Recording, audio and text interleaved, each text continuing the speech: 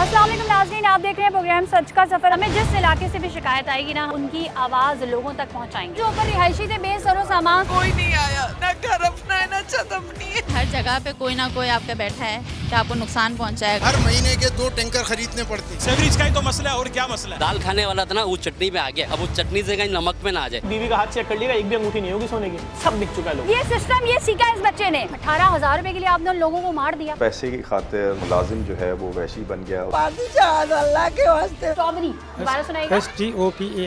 क्या है बेटे, बताओ ना। गुटके घर पे सब खाते हैं। बाप भाई, यहाँ के चेयरमैन है ना चोर, ये अपना पेट कम भरो। क्या हम कर्जा नहीं उतार सकते? कोई भी हुकूमत आ जाए, कंट्रोल नहीं कर सकते ये। आप इनको जूते नहीं मारेंगे उस वक्त तक ये निज़ाम ठीक नहीं हो सकता। काफी तादाद में हमें अनरजिस्टर्ड दवाएं भी मिली हैं। गन कौन लेकर आया? पता ही नहीं चला कि वो उसने 2 फायर मार चुका है।